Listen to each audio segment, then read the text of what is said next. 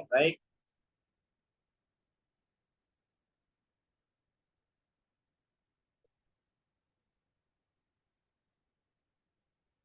Oke. Ya, baik. Assalamualaikum warahmatullahi wabarakatuh. Salam sejahtera untuk kita semua. Kami dari kelompok 6 dalam pertemuan kami hari ini, kami akan membahas atau mempresentasikan tugas kami, tugas kelompok 6 dari mata kuliah Strategic Financial Management dengan dosen Bapak Dr. Sebelum masuk ke dalam pembahasan kami, izinkan saya untuk memperkenalkan kelompok kami, anggota dari kelompok 6. Yang pertama ada Bapak Jacob Kavian, kemudian yang kedua yaitu Bapak Olson Wona, yang ketiga saya sendiri James Cekiwayoi, yang keempat ada Ibu Ari Naomi Bilong, kemudian yang kelima Ibu Clara Juvita, dan yang keenam ada Ibu Astrid Beransano, dan yang ketujuh ada Bapak Arfandi Saban. Ya, mungkin kita akan masuk dalam pokok pembahasan yang akan kami presentasikan kali ini, yaitu terkait analisis risiko dan penganggaran modal. Apa kita perlu menganalisis risiko dalam penganggaran modal? Ini dimaksud agar suatu perusahaan dapat mengambil suatu keputusan apakah proyek yang akan dikerjakan atau investasi yang akan dikerjakan ini dapat dikatakan layak atau tidak, agar perusahaan itu dia bisa mengembangkan usahanya. Di sini dalam pengertiannya kita bisa lihat untuk pengertian risiko itu sendiri, ya, risiko adalah kondisi di mana terdapat kemungkinan atau keuntungan atau kerugian ekonomi, baik finansial, kerusakan atau secara fisik, keterlambatan sebagai konsekuensi ketidakpastian dalam pelaksanaan atau pengelolaan kegiatan atau proyek atau investasi. Jadi pengertian risiko dalam konteks ini dapat didefinisikan sebagai suatu penjabaran terhadap konsekuensi yang tidak menguntungkan secara finansial maupun fisik. Oke, next. Nah, dalam analisis dan penganggaran modal, di sini risiko dan keputusan investasi ini ada beberapa metode-metode yang dapat kita gunakan untuk memasukkan risiko ke dalam penganggaran modal, dan yang kedua pendekatan untuk mengevaluasi risiko dalam penganggaran modal.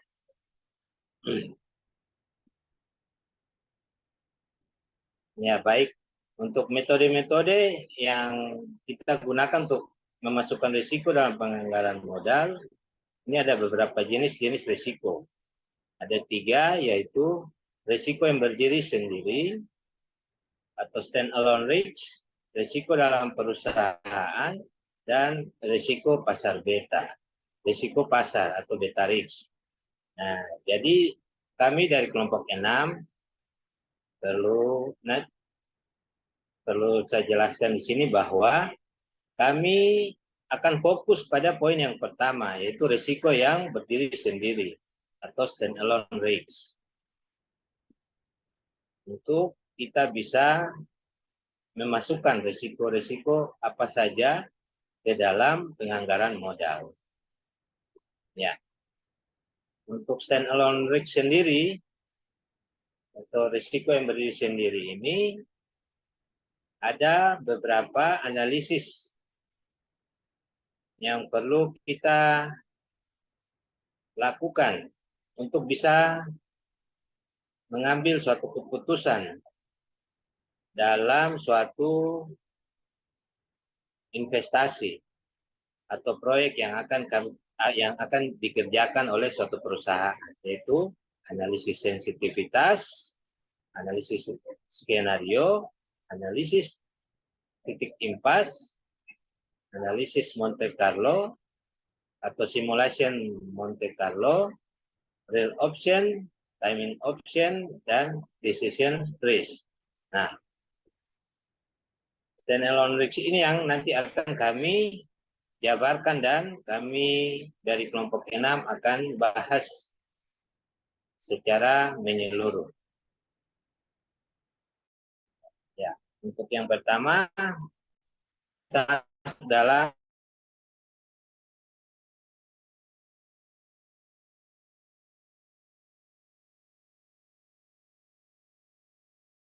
aktivitas.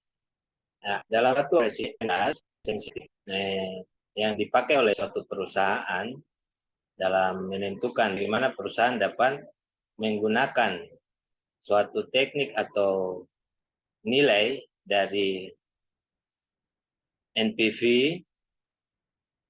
net present value ini untuk mencapai suatu potensi yang untuk menguji sensitivitas dari nilai NPV tersebut. Nah, untuk dapat memenuhi potensinya, jadi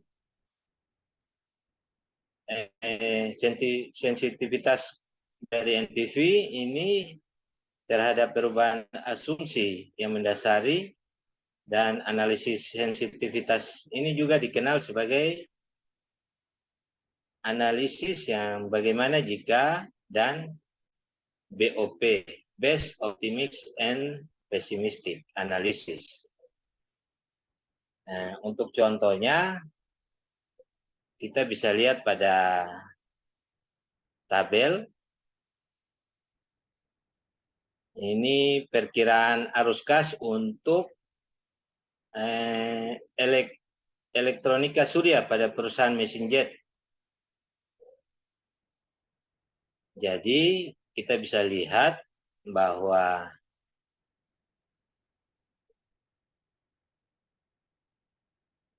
perhitungan perubahan asumsi yang mendasarinya, analisis sensitivitas juga dari elektronika surya pada perusahaan mesin jet ini kita bisa lihat asumsinya bahwa investasi yang disusutkan pada tahun ke-2 sampai yang ke-6 menggunakan metode garis lurus. Kemudian tarif pajak sebesar 34%. Dan perusahaan tidak menerima manfaat untuk biaya pengembangan awal. Jadi investasi awal tahun 1 ini kita bisa lihat adalah sebesar $1.500. Nah, diikuti oleh produksi dan penjualan selama kita dari contoh kasus ini adalah selama 5 tahun berikutnya. Jadi proyeksi arus kas awal yang disajikan pada tabel 71 ini, jika Solar Electronic Corporation atau elektronika surya ini pada perusahaan mesin jet ini melanjutkan investasinya untuk mesin jet ini, diskonto 15%, ini kita bisa hitung nilai NPV-nya.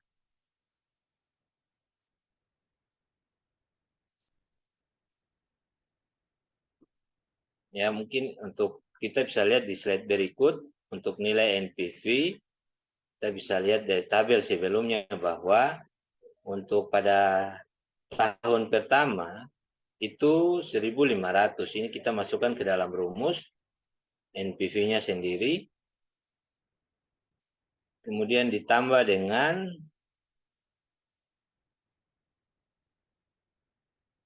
sigma dari ini jangka waktu 5 tahun, kemudian T ini adalah tahun awal, kemudian kita bisa lihat 900, ini yaitu arus kasnya pada tabel yang sebelumnya, kemudian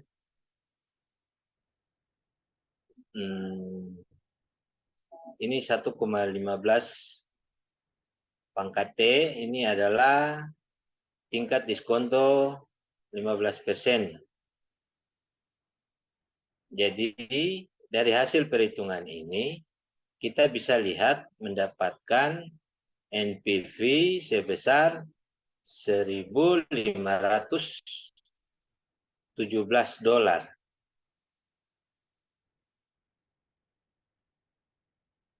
Ya, 1.518. 1.518 dolar. Jadi karena NPV positif, maka Solar Electronics Corporation ini atau SEC ini, elektronika surya pada perusahaan mesin jet ini, karena NPV-nya positif 1.518, maka proyek tersebut itu dikatakan dapat menerima proyek tersebut atau dilanjutkan karena NPV-nya positif.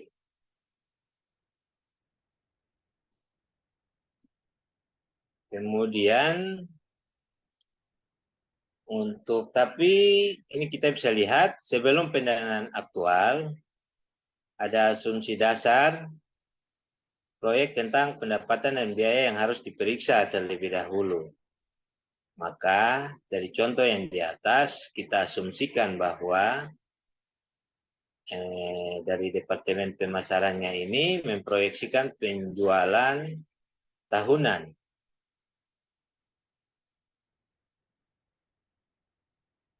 Jadi menjadi nomor jumlah mesin jet per tahun itu 3.000, kemudian market share-nya 0,30, dan ukuran dari size dari mesin jet untuk pangsa pasar per tahun itu 10.000. Jadi kita bisa lihat, kemudian untuk annual sales-nya sendiri 6.000 miliar dolar, kemudian nomor engine-nya kita bisa lihat 3.000 kita masukkan dikali dengan 2 miliar dolar. Jadi estimasi pendapatan ini bergantung pada 3 asumsi, yaitu pangsa pasar, kita bisa lihat pangsa pasarnya, kemudian ukuran pasar dari mesin jetnya itu sendiri, dan harga per mesinnya. Jadi kita bisa tahu bahwa berapa kira-kira penjualan tahunan yang bisa kita dapatkan.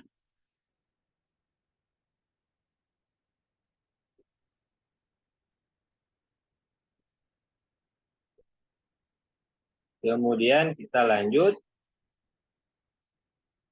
kita dari masih contoh yang sebelumnya, ini kita bisa asumsikan biaya-biayanya.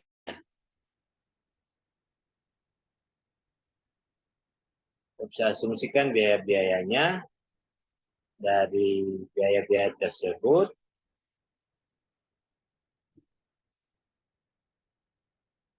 Kita bisa memperkirakan perbedaan mesin pesawat. Jadi kita bisa lihat pada tabel ini perbedaan dari mesin pesawat surya solar, elektronik solar. Jadi pada ukuran pasarnya, kemudian market share, price-nya, nilainya, variabel cost-nya. Ini kita bisa lihat pada ukuran pasar per tahun, kita pesimis 5.000. Kita masukkan angkanya, kemudian yang harapan atau yang terbaik itu 10.000, yang optimis 20.000. Kemudian ini saham, market share-nya ini 20%, 30%, dan 50%. Price harganya untuk pesimistis ini kita bisa lihat 1,9 miliar. Kemudian yang diharapkan yang terbaik itu 2 miliar. Optimis kita bisa dapat 2,2 miliar. Kemudian ini variabel cost per engine, per pesawat. Kita bisa lihat kita pesimistis di 1,2 miliar. Yang diharapkan yang terbaik yaitu 1 miliar, optimis bisa 8 miliar. Kemudian fixed cost biaya tetapnya kita bisa lihat per tahun. Pesimis kita bisa tentukan uang 2000 miliar dolar, kemudian diharapkan yang terbaik 1.940 dolar, optimis 1.340 miliar dolar. Nah, untuk investasi sendiri kita bisa lihat juga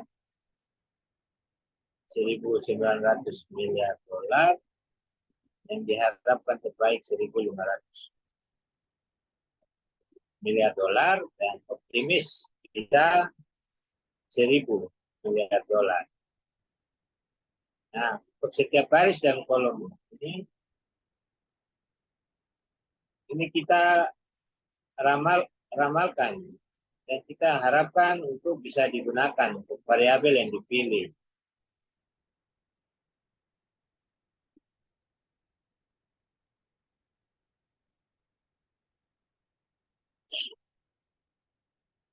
Untuk perhitungan MPV-nya sendiri, kita bisa lihat untuk mesin pesawat ini, untuk solar jet engine using sensitivity analysis, ya kita menggunakan analisis sensitivitas untuk perhitungan MPV-nya, maka kita bisa lihat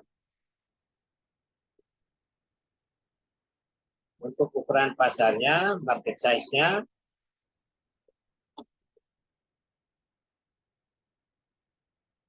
kita pesimis minus, ini kita bisa lihat minus 2.454.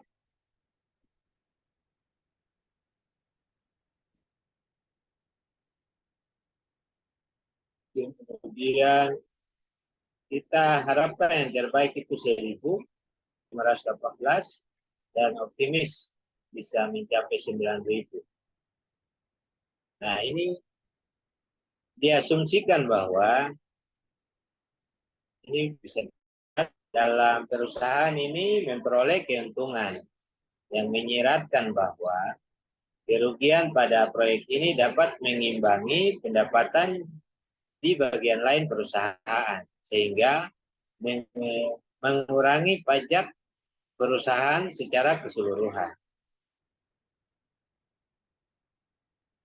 Jadi dari tabel ini kita bisa lihat bahwa ini tidak menunjukkan dispersi yang luas karena semua kecuali dua angka ini adalah positif. 1000 yang biaya tetap 1.359 dan investasi 1.175, maka kemungkinan besar kita bisa menganggap bahwa analisis NPV ini berguna untuk mesin jet yang bertenaga surya.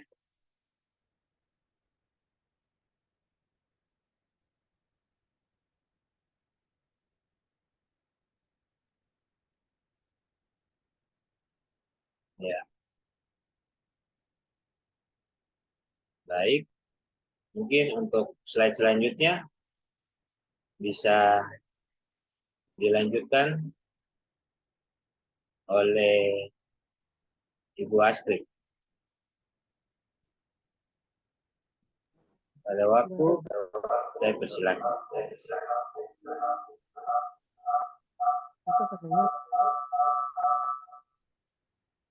Baik, selamat sore.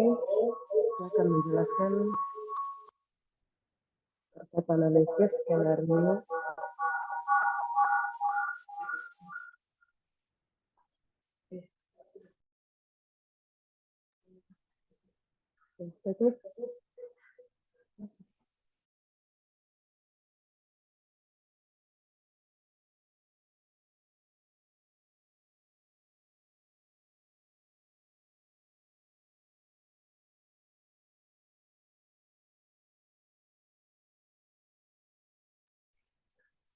Saya akan menjelaskan terkait analisis skenario.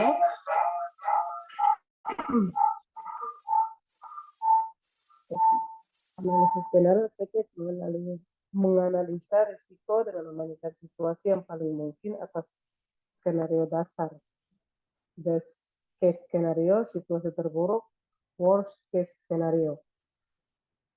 Skenario dasar, best case skenario adalah keadaan di mana untuk semua variabel masukan diberikan nilai yang paling memungkinkan. Skenario terburuk, worst case skenario adalah keadaan di mana untuk semua variabel masukan diberikan nilai buruk berdasarkan perkiraan yang wajar. 3. Situasi terbaik, best case skenario adalah keadaan di mana untuk semua variabel masukan diberikan nilai terbaik berdasarkan perkiraan yang wajar. Sini contoh sederhana yang kita pakai di dalam kasus ini adalah pertimbangan efek dari beberapa kecelakaan pesawat. Kecelakaan ini cenderung mengurangi berbagai secara total sehingga membatasi permintaan untuk mesin baru. Lebih jauh lagi, bahkan jika kecelakaan tidak melibatkan pesawat bertenaga surya, masyarakat bisa menjadi lebih menolak teknologi inovatif dan kontroversial. Oleh karena itu, pangsa pasar SEC mungkin juga turun. Mungkin perhitungan arus kas akan terlihat seperti yang ada pada tabel 7.4 di bawah skenario kecelakaan pesawat. Mengingat perhitungan dalam tabel NPV dalam jutaan adalah, kita bisa lihat di dalam berdasarkan perhitungannya,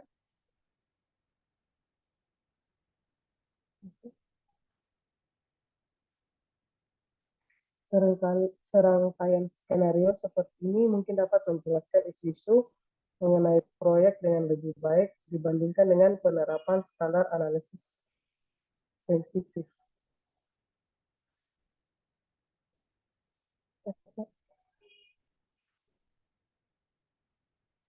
Kita bisa lihat dalam tabel 7.4.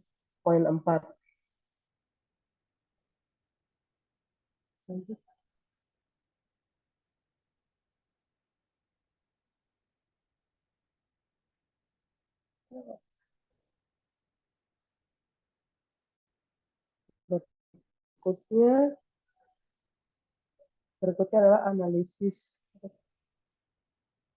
titik impas.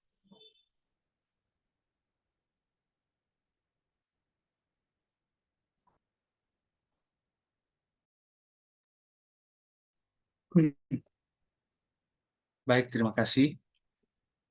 Kita akan lanjut ke analisis titik impas atau break event analysis.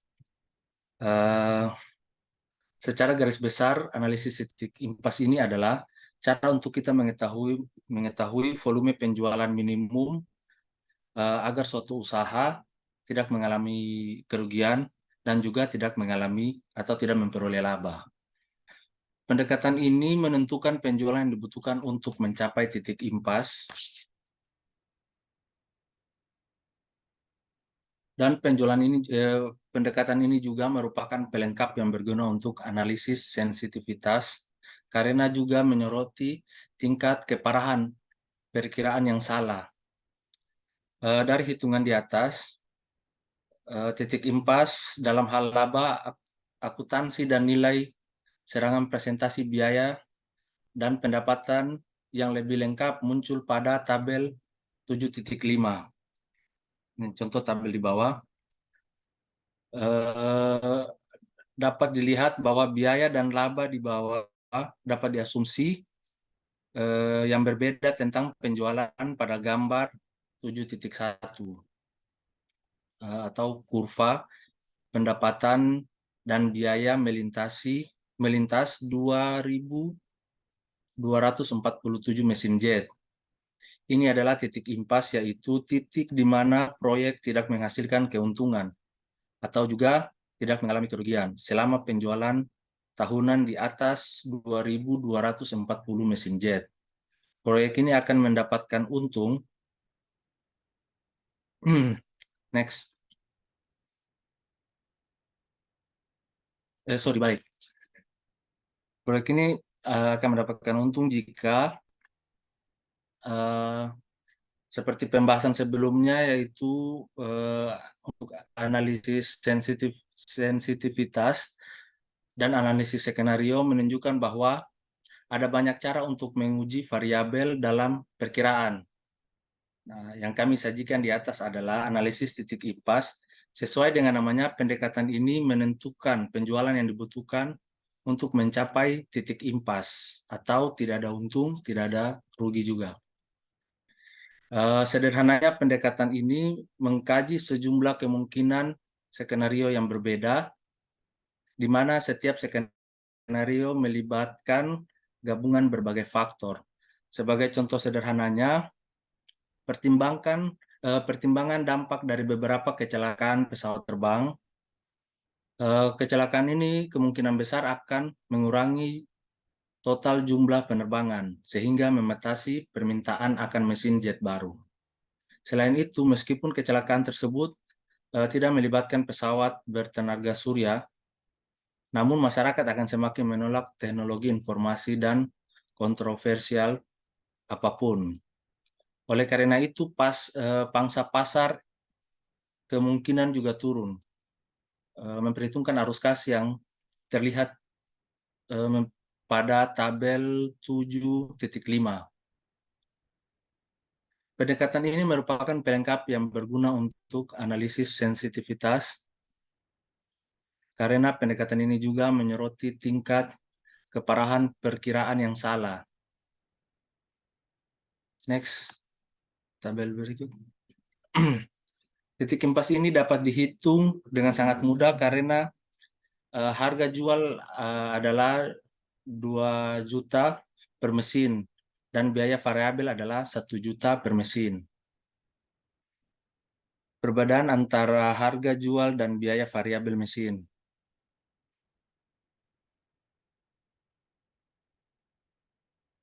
Sales price dikurangi variabel cost sama dengan 2 miliar kurang 1 miliar. Dan hasilnya adalah 1 miliar.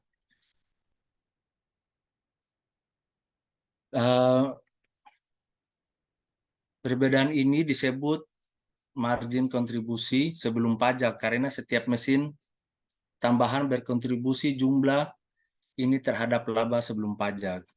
Biaya tetap adalah 1.940 juta dolar, penyusutannya adalah 300 juta dolar.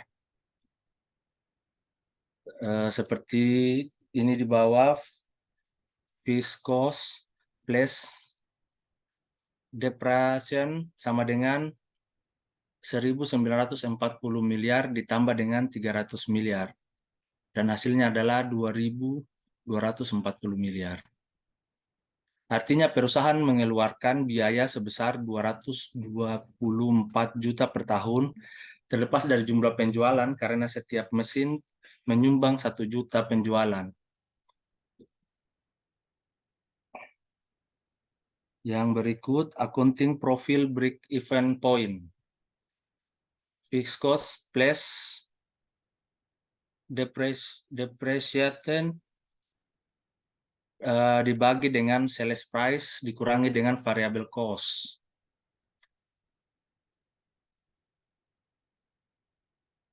Titik impas yang diperlukan untuk laba adalah 2.240 mesin. Ya, berikut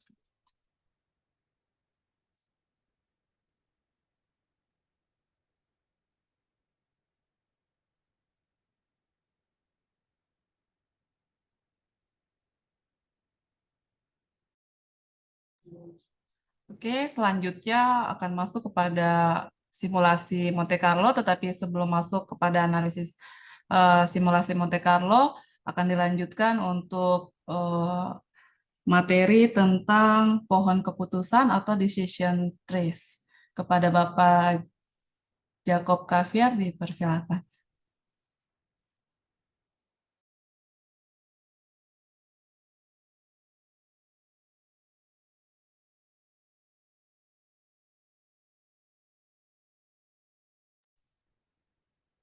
Bapak izin bisa di-unmute dulu. Ya, baik. Terima kasih, Bu Clara. Pada gambar yang telah terlihat di presentasi kita, itu ada pohon keputusan. Eh, di sini kita melihat seorang manajer, dia menyesuaikan keputusan mereka berdasarkan informasi yang baru.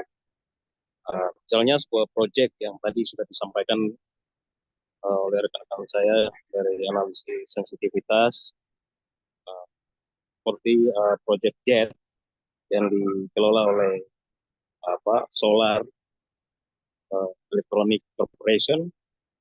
Di sini mereka akan melakukan tes ya. Di sini kalau kita lihat pada gambar trace ini, jika proyek ini mungkin diperluas apabila proyek itu menjanjikan, awalnya menjanjikan. Sedangkan proyek yang sama atau proyek Jack ini, jika hasilnya buruk, ya mungkin akan ditinggalkan atau tidak berkontes apapun. Di sini jika proyek ini akan dilanjutkan, akan ada dua kemungkinan. Kemungkinan proyek ini sukses sekitar 75% dan bisa gagal sekitar 25%. Kalau kita melihat kembali contoh awal di sensitivitas, analisis sensitivitas, di situ Solar Electronic Corporation berencana untuk menginvestasikan 1.500.000.000 pada tahun pertama dan memperkirakan akan menerima 900 juta per tahun dalam 5 tahun ke depan. Perhitungan kami menunjukkan NPV atau net present value sebesar 1.518 atau 17 juta. Sehingga perusahaan mungkin ingin melanjutkan proyek tersebut. Ya, seperti itu yang sudah ditampilkan. Di situ apabila NPV-nya 1.518, berarti akan dilakukan investasi atau melanjutkan. Kalau tidak menunjukkan atau NPV-nya 0, perusahaan itu tidak akan melanjutkan investasi. Di sini yang kita lihat kalau pada saat awal eh, proyek ini, jika kita keputusan secara rinci ya, kita mundur ke 1 tahun ke belakang, ke tahun 0, ketika keputusan eh,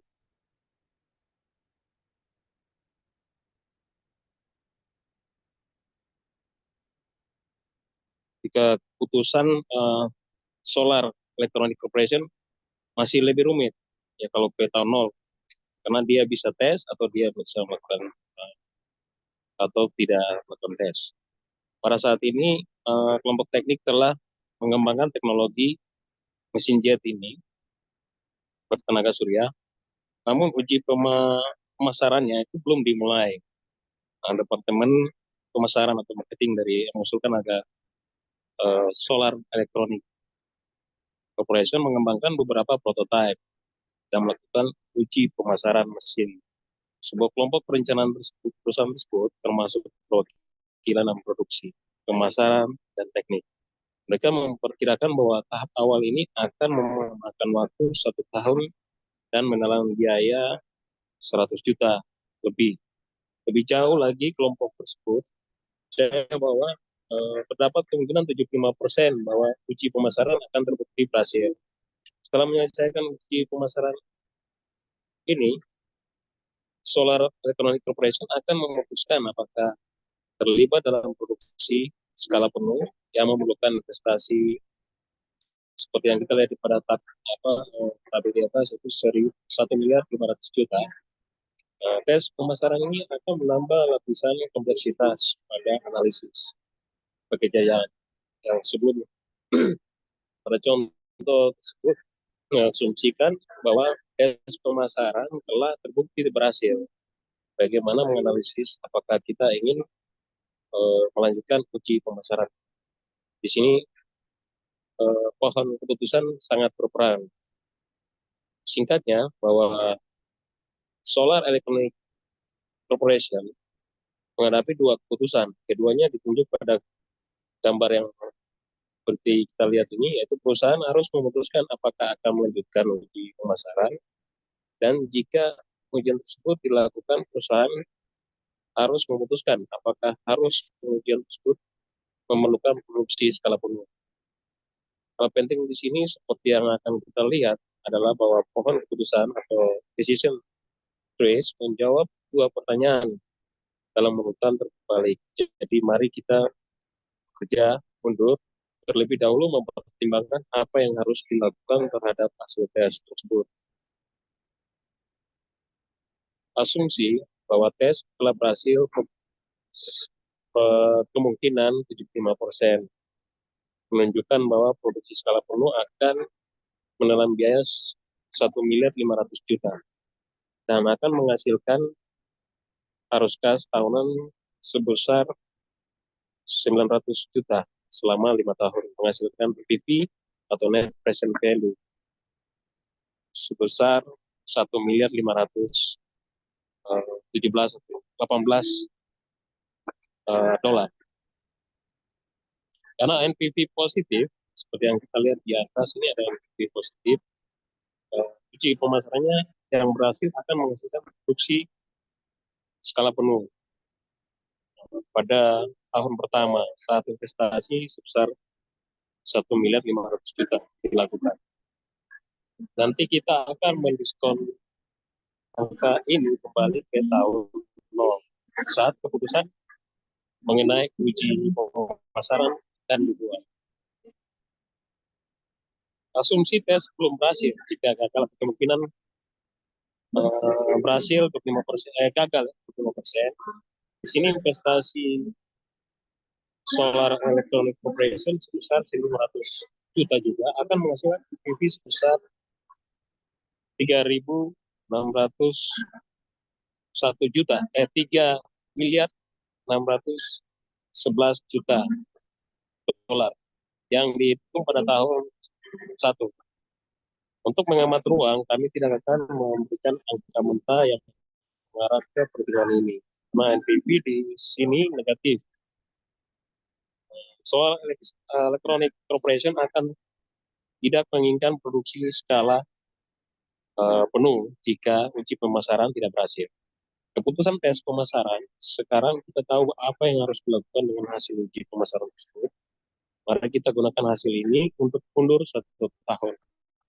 Artinya kami sekarang ingin mengetahui apakah Seoul Electronic Corporation harus menginvestasikan 100 juta untuk biaya pengujian pemasaran.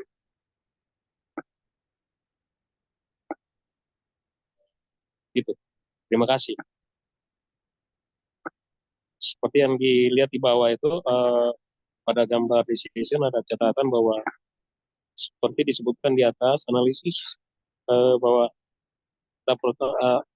ada 2 keputusan ya, ada 2 keputusan yang diambil oleh Solar Electronic Corporation, yaitu yang pertama apakah akan mengembangkan dan menguji mesin jet bertenaga surya, atau yang kedua apakah akan berinvestasi untuk produksi skala penuh setelah hasil pengujian. Dengan menggunakan keputusan atau decision trees, kita dapat menjawab 2 pertanyaan tersebut, yaitu decision trees mewakili pendekatan terbaik untuk memecahkan masalah Solar Electronic Corporation. Mengingat informasi yang disajikan sejauh ini dalam teks, namun kita akan membahas pendekatan yang lebih canggih dalam menilai pilihan tersebut. Terima kasih. Waktu saya kembalikan. Siap, terima kasih Bapak.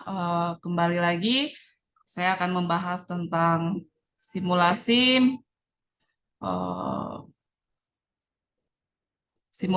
Monte Carlo, di mana simulasi ini merupakan teknik analisis risiko, di mana kejadian yang cukup memungkinkan akan terjadi di masa yang akan datang dan disimulasikan sehingga menghasilkan estimasi tingkat pengembalian dan indeks risiko dengan cara menetapkan distribusi probabilitas dari setiap variabel arus kas.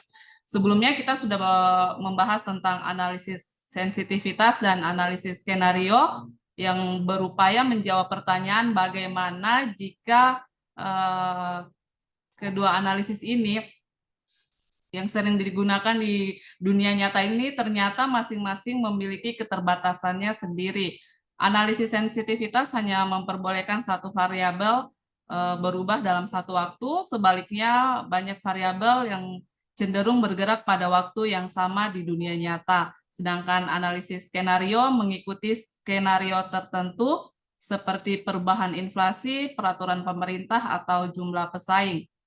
Meskipun metodologi ini seringkali cukup membantu, namun ini tidak dapat mencakup semua sumber variabilitas. Fakta-fakta yang terjadi bahwa proyek cenderung menunjukkan bahwa variabilitas hanya dalam satu skenario ekonomi saja. Di sini simulasi Monte Carlo merupakan upaya lebih lanjut lagi untuk memodelkan ketidakpastian dunia nyata. Pendekatan ini diambil dari diimplementasikan dari yang namanya kasino Eropa, di mana seseorang menganalisis tentang bagaimana strategi perjudian itu. Simulasi Monte Carlo ini dia terbagi menjadi di dalam 5 langkah. Yang pertama, specify the basic model. Yang kedua, specify a distribution for each variable in the model. Yang ketiga, ada computer draws one outcome. Yang keempat, ada repeat the procedure. Yang kelima, ada calculate NPV. Poin yang pertama di sini yaitu specify the basic model. Bagaimana menjelaskan tentang bagaimana kita menentukan model dasar. Seorang konsultan yang bernama Lester Manue membawanya melalui 5 langkah yang sudah saya jelaskan tadi, dan dia membagi arus kas menjadi 3 komponen. Yang pertama ada pendapatan tahunan, yang kedua ada biaya tahunan, dan investasi awal. Di dalam pendapatan tahunan dipandang sebagai bagaimana jumlah barang yang dijual oleh industri dikali pangsa pasar kemudian dikali harga per unit barang yang mau dijual tersebut. Dan kemudian ada pendekatan lagi biaya, di mana dipandang bahwa biaya produksi tetap ditambah biaya produksi variabel dan ditambah biaya pemasaran, ditambah biaya penjualan. Yang ketiga dipandang investasi awal, bagaimana biaya paten ditambah dengan biaya pengujian pemasaran, ditambah biaya fasilitas produksi. Ini tentang teknik dasarnya. Yang kedua ada specify a distribution for each variable in the model. Ini terkait penentuan distribusi probabilitas. Bagaimana di tahun ini dan tahun yang akan datang dia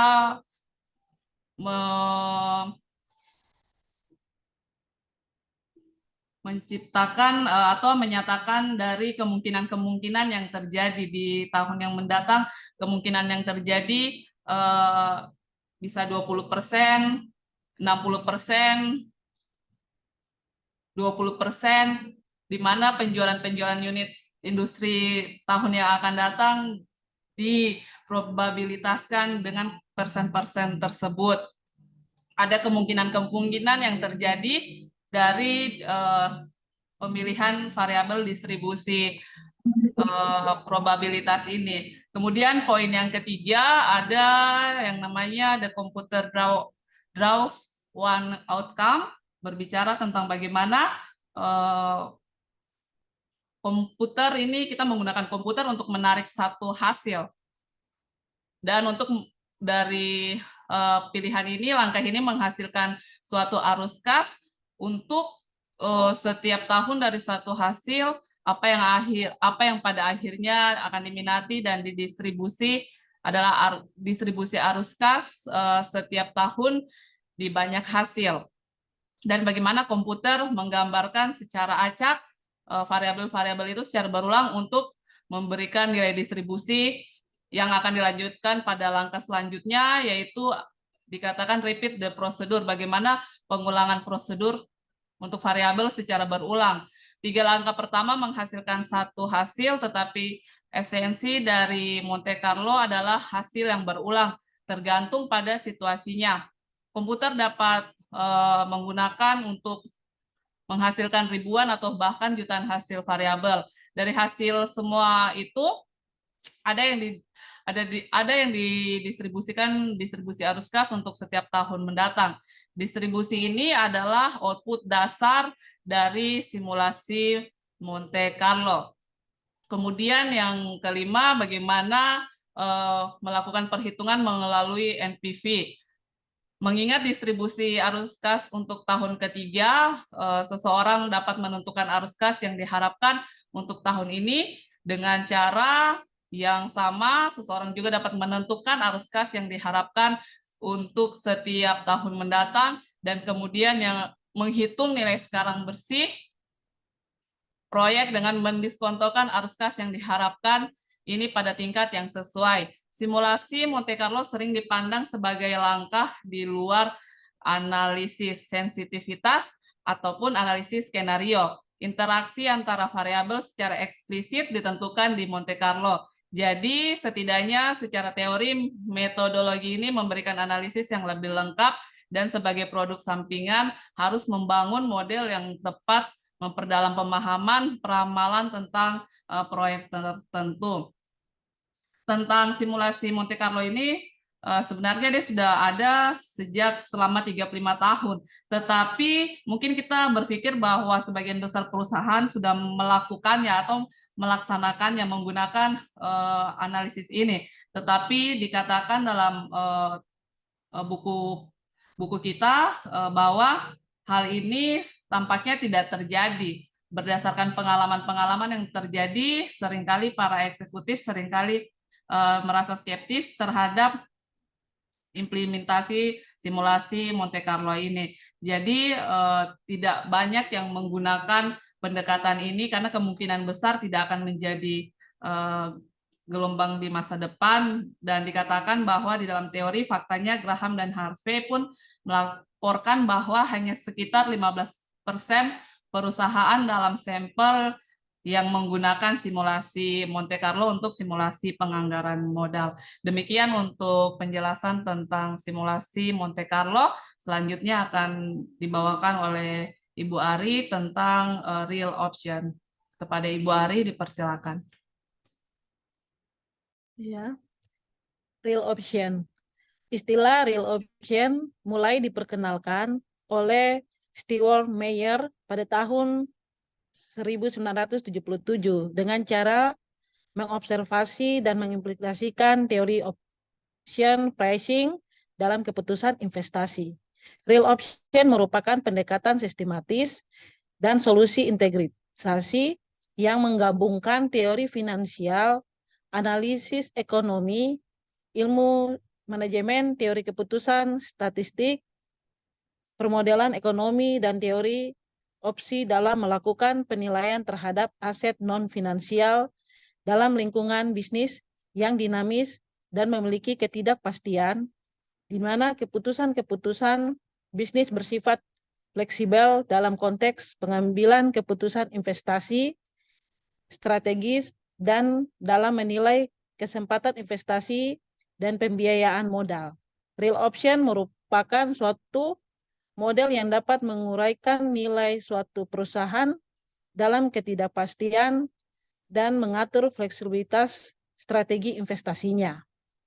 Real option adalah suatu model dengan pendekatan teori opsi yaitu model Black-Scholes, sehingga dengan pendekatan ini akan sangat berguna dalam menentukan strategi bisnis dan investasi di masa mendatang. Teori real option menarik bagi kalangan industri non-keuangan karena kemampuannya dalam mempertimbangkan fleksibilitas manajemen dalam menunda, merevisi investasi, dan melakukan strategi operasi seiring dengan terpecahnya tingkat ketidakpastian suatu investasi.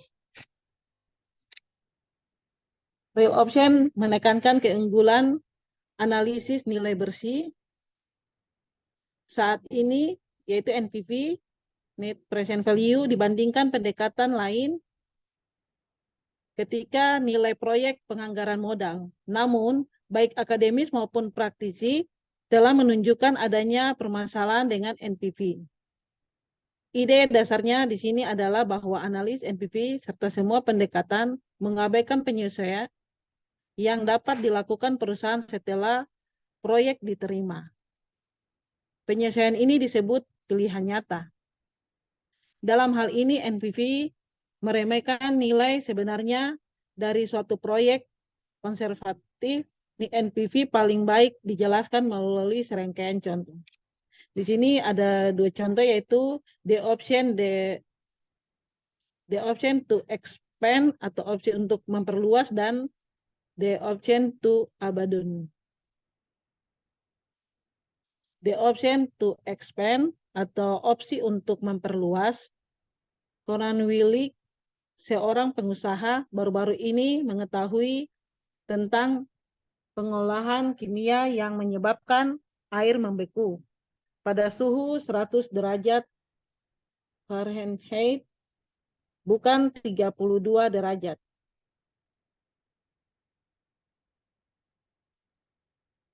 Dari sekian banyak aplikasi praktis untuk merawat ini, Mr. Willig lebih menyukai ide hotel yang terbuka dari es. Koran memperkirakan arus kas tahunan dari suatu hotel adalah 2 juta dolar.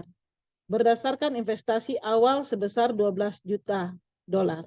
Di mana merasa bahwa 20% adalah tingkat diskonto yang tepat.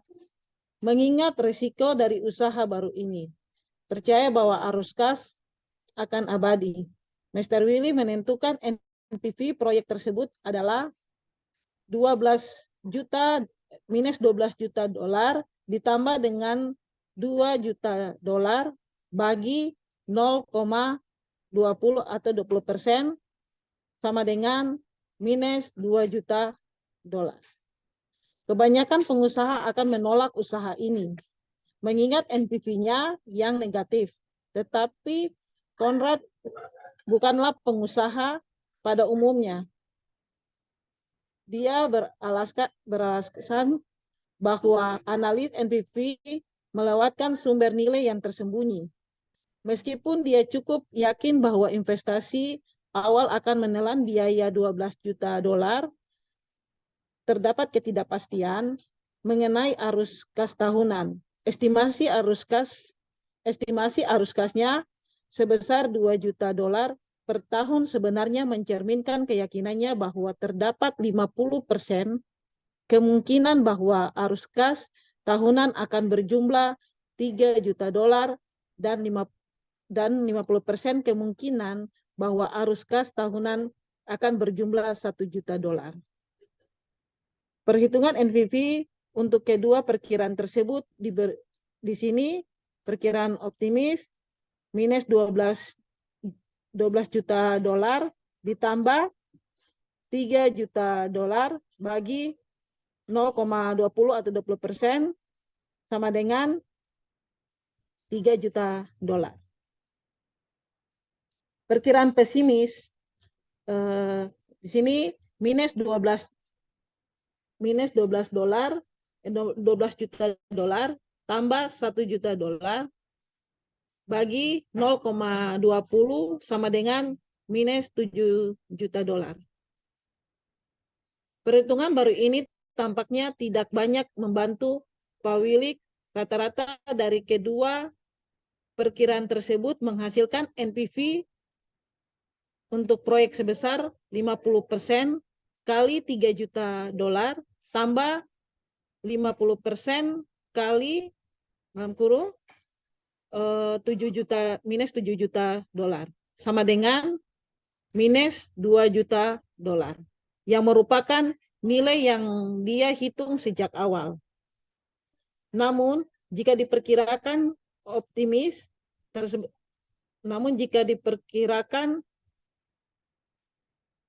tersebut ternyata benar, Mr. Willig ingin memperluasnya. Jika ia yakin bahwa terdapat katakanlah 10 alokasi di negara tersebut yang dapat mendukung pembangunan Hotel S, maka NPV sebenarnya dari usaha tersebut adalah 50% kali 10 kali 3 juta dolar tambah 50% kali minus 7 juta dolar sama dengan 11,5 juta dolar. Ya, kita lihat dalam gambar 7.5 yang mewakili keputusan Pak Willy seiring disebut pohon keputusan gagasan yang diungkapkan dalam gambaran tersebut bersifat mendasar dan universal. Pengusaha mempunyai opsi untuk melakukan ekspansi jika lokasi percontohan berhasil. Misalnya, pikirkan semua orang yang memulai restoran, kebanyakan dari mereka akhirnya gagal. Orang-orang ini belum tentu berlebihan optimis. Mereka mungkin menyadari kemungkinan kegagalan, namun tetap melanjutkan karena kecilnya peluang untuk memulai. Contohnya McD dan Burger King berikut ini. Pohon keputusannya untuk hotel.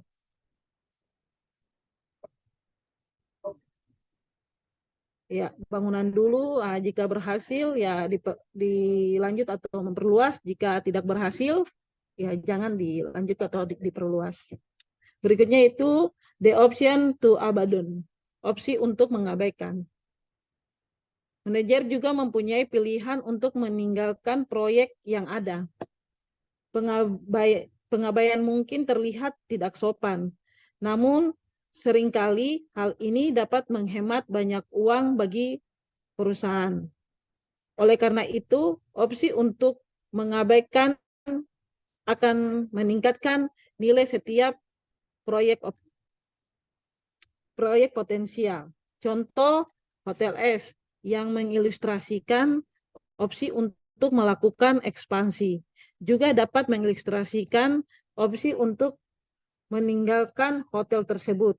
Untuk melihat hal ini, bayangkan Mr. Willik sekarang percaya bahwa terdapat kemungkinan 50% bahwa arus kas tahunan akan berjumlah 6 juta US dollar, 6 juta dolar. Kemungkinan 50% bahwa arus kas tahunan akan berjumlah 2 juta dolar. Perhitungan NPV berdasarkan kedua perkiraan tersebut menjadi perkiraan optimis, yaitu 12 juta dolar ditambah dengan 6 juta dolar bagi 0,2 atau 2% sama dengan 18 juta dolar. Perkiraan pesimis yaitu minus 12 juta dolar kurang 2 juta dolar bagi 0,2 sama dengan minus 22 juta dolar. Menghasilkan NPV untuk proyek 50% kali 18 juta dolar ditambah dengan 50% kali 22 juta kali minus 22 juta sama dengan minus 2 juta. Lebih jauh lagi sekarang bayangkan Pak Willik ingin memiliki paling banyak hanya satu hotel S yang mensyaratkan bahwa tidak ada pilihan untuk melakukan ekspansi. Karena NPV pada persamaan gambar 4.7 yaitu negatif, sepertinya dia tidak akan membangun hotel tersebut. Namun segala berubah ketika kita mempertimbangkan opsi pengabaian. Mulai tanggal 1, pengusaha akan mengetahui ramalan mana yang menjadi kenyataan. Jika arus kas sama dengan perkiraan optimis, Konrad akan mempertahankan proyek tersebut. Namun jika arus kas sama dengan perkiraan pesimistis, dia akan meninggalkan hotel tersebut. Jika Tuan Willik mengetahui kemungkinan ini sebelumnya, NPV proyek tersebut menjadi 50% kali 18 juta dolar tambah 50% kali minus 12 juta dolar kurang 2 juta dolar bagi 1,20 sama dengan 2,17 juta dolar. Karena Tuan Willik menginginkan perusahaan setelah mengambil arus kas sebesar 2 juta dolar pada tanggal 1, dia tidak harus menunggu arus keluar ini di tahun-tahun berikutnya. NPV sekarang positif, sehingga Konrad akan menerima proyek tersebut.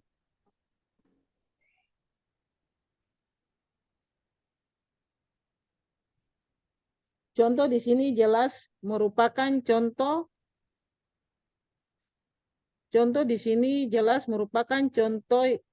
yang bergaya meskipun tahun-tahun mungkin berlalu sebelum sebuah proyek ditinggalkan di dunia nyata.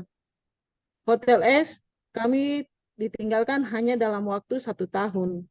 Dan meskipun nilai sisa umumnya menyertai pengabaian, kami berasumsi tidak ada nilai sisa untuk Hotel S tersebut.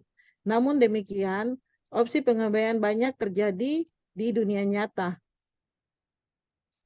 Misalnya saja industri pembuatan film, seperti yang ditunjukkan dalam gambar, film dimulai dengan pembelian atau pengembangan naskah.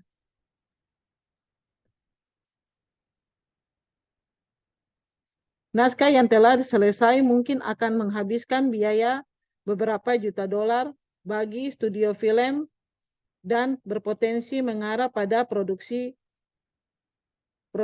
sebenarnya. Namun sebagian besar skripsi mungkin lebih dari 80% ditinggalkan. Mengapa studio meninggalkan skripsi yang telah mereka buat sejak awal? Studio sudah mengetahui sebelumnya bahwa hanya sedikit skripsi yang dijanjikan dan mereka tidak tahu yang mana. Oleh karena itu mereka menjaring banyak orang, menugas banyak skripsi untuk mendapatkan beberapa skripsi yang bagus.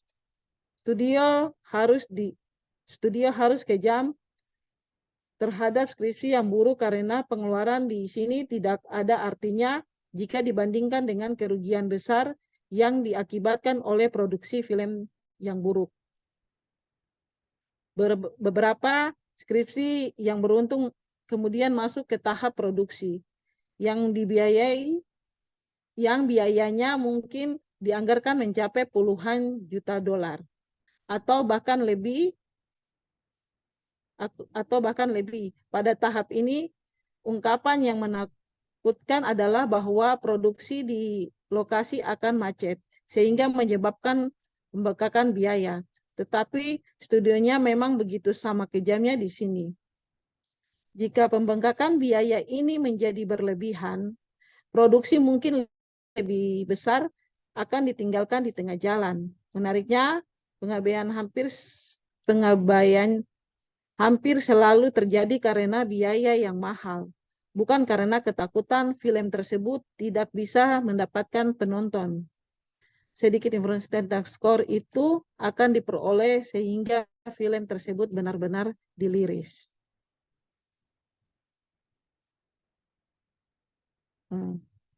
Pelirisan film tersebut disertai dengan pengeluaran iklan yang signifikan, mungkin berkisar antara $10 hingga $20 juta. Periklanan akan terus berkelanjutan setelah penjualan tiket yang kuat, tetapi kemungkinan besar akan ditinggalkan setelah kinerja box office yang buruk selama beberapa minggu.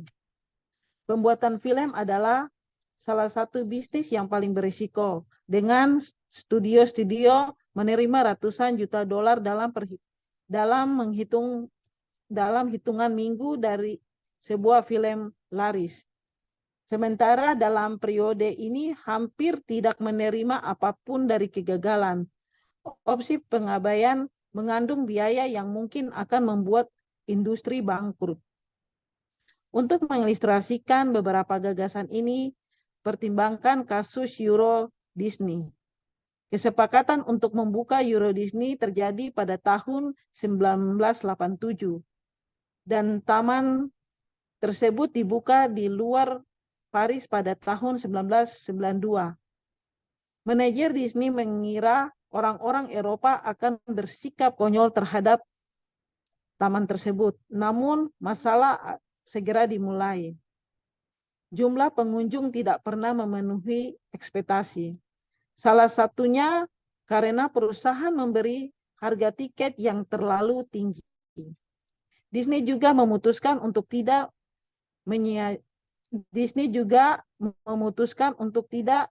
menyajikan alkohol di negara yang terbiasa dengan anggur saat makan.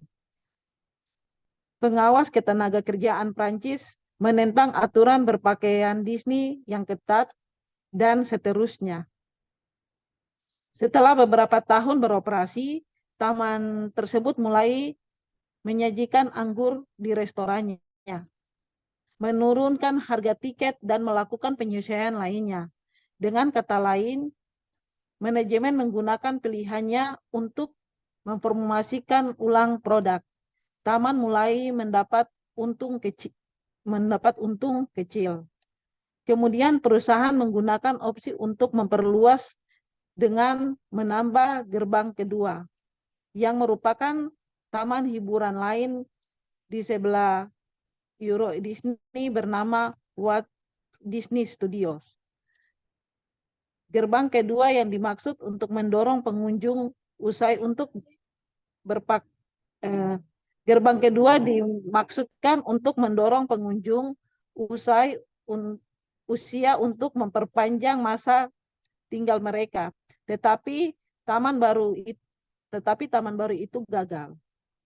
Alasannya berkisar dari harga tiket yang tinggi, atraksi yang lebih mengarah ke Hollywood dibandingkan pembuatan film Eropa, pemogokan buruh di Paris, dan gelombang panas di musim panas. Pada musim panas 2003, Euro Disney kembali mengalami kebangkrutan. Pada eksekutif mendiskusikan berbagai pilihan. Pilihannya berkisar dari membiarkan perusahaan bangkrut untuk mencabut nama Disney dari taman. Pada tahun 2005, perusahaan akhirnya menyetujui restrukturisasi dengan bantuan pemerintah Prancis. Seluruh gagasan mengenai pilihan manajerial dirangkum dengan tepat oleh Jai Rasulo, pengawas tanaman hiburan Disney. Ketika ia berkata, satu hal yang kami tahu pasti adalah bahwa Anda tidak akan pernah melakukan 100% dengan benar pada kali pertama. Kami membuka setiap taman kami dengan gagasan bahwa kami akan menambahkan konten. Contoh terbaru dari opsi untuk meninggalkan televisi menjadi pada bulan Maret 2014 ketika Panasonic berhenti membuat televisi plasma. Apa yang membuat langkah ini tidak bisa adalah karena Panasonic membuat TV plasma dengan sangat bagus.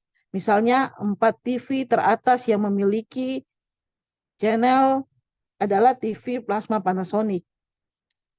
Kemudian pada bulan Oktober 2014, LG mengumumkan bahwa mereka juga akan berhenti memproduksi TV plasma. Perusahaan bahkan dapat meninggalkan bisnis yang sangat dihormati. Misalnya pada bulan Juni 2013, Eastman Kodak mengumumkan bahwa mereka akan berhenti membuat selulosa asetat yang merupakan komponen penting dalam kamera film. Meskipun Kodak menemukan kamera elektronik, perusahaan tersebut menolak mengadopsi teknologi tersebut dan malah mengandalkan fotografi film tradisional sebagai tanggapan atas betapa lambatnya perjuangan film. Seorang juru bicara menyatakan bahwa perusahaan tersebut memiliki persediaan yang menumpuk selama bertahun-tahun. Ya, berikutnya timing option. Timing option akan dibawakan oleh Ibu Astrid Baransano. Kepada Ibu Astrid dipersilakan. Baik, saya akan membawakan materi timing option atau pilihan pengaturan waktu. Seringkali kita menemukan lahan perkotaan yang telah kosong selama bertahun-tahun, namun tanah ini diperjualbelikan dari waktu ke waktu. Mengapa ada orang yang mau membayar harga positif untuk tanah yang tidak mempunyai sumber pendapatan? Tentu saja seorang tidak dapat memperoleh harga positif melalui analisis NPV. Namun, paradoks ini dapat dengan mudah dijelaskan melalui pilihan nyata. Misalnya, penggunaan tanah yang tertinggi dan terbaik adalah sebagian gedung perkantoran.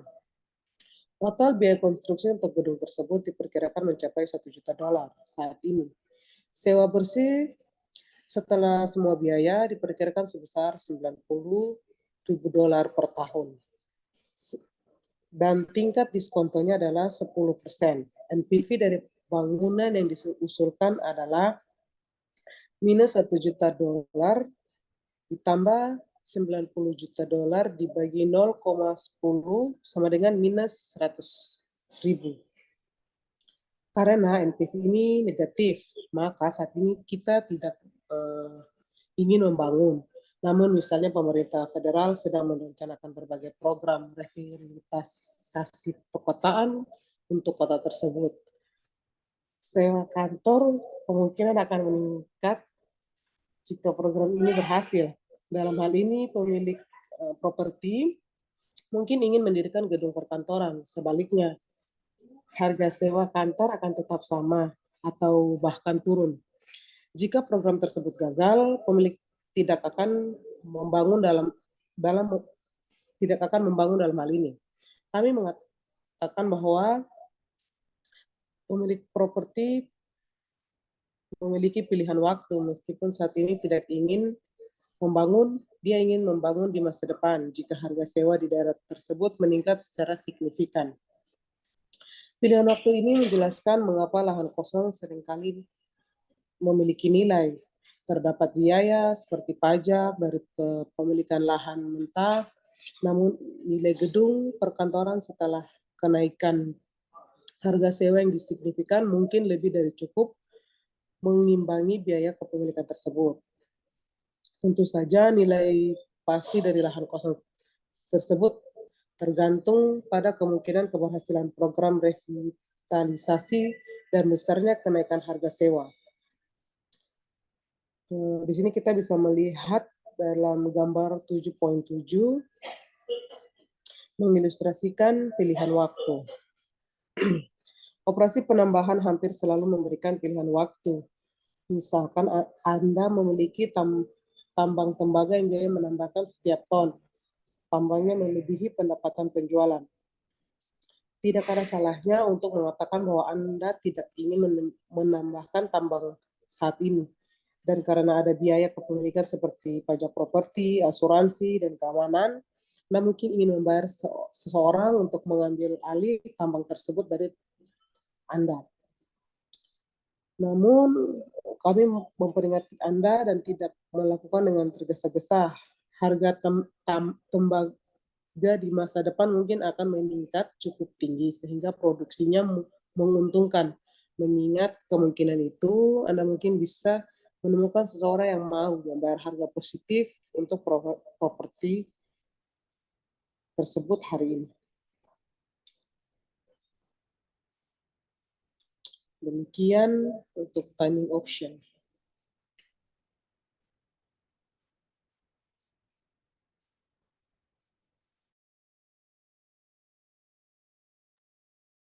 Ya, baik. Mungkin akan saya lanjutkan. Ya, seperti awal sudah kami jelaskan untuk metode-metode untuk memasukkan risiko ke dalam penganggaran modal dan jenis-jenis risiko. Dan kami dari kelompok 6, kami fokus terkait dengan risiko yang berdiri sendiri atau stand-alone risk. Sebagai bahan pembelajaran juga untuk kita bahwa ada dari jenis-jenis risiko ini, termasuk dalamnya itu risiko dalam perusahaan. Risiko dalam perusahaan ini yaitu risiko suatu proyek yang dilihat dari konteks perusahaan secara keseluruhan. Risiko-risiko ini bisa diukur tanpa mempertimbangkan diversifikasi portofolio dari pemegang saham. Dan risiko ini diukur dari variabilitas laba perusahaan yang diabaikan oleh suatu proyek tertentu. Dan kemudian yang dari jenis-jenis risiko yang ketiga yaitu risiko pasar atau beta risk. Ini risiko proyek yang tidak dapat dieliminasi melalui diversifikasi. Dan risiko ini diukur dengan koefisien beta proyek. Dan analisa risiko beta atau analisa risiko pasar dapat diukur dengan menggunakan CAM, CAPM, dan SML yang menyatakan hubungan dengan risiko. Dan yang terakhir, untuk pendekatan untuk mengevaluasi risiko dalam penganggaran modal, ini ada 3 cara pengukuran risiko, yaitu return yang diharapkan, expected return, defisiasi standar return, dan koefisien variasi.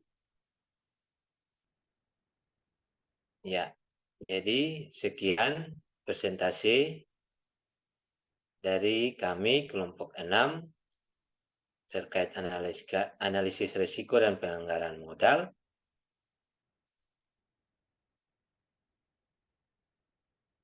Kurang dan lebihnya kami mohon maaf jika ada kata-kata yang kurang berkenan, dan kami dari kelompok 6 mengakhiri presentasi kami dan kami mengucapkan terima kasih.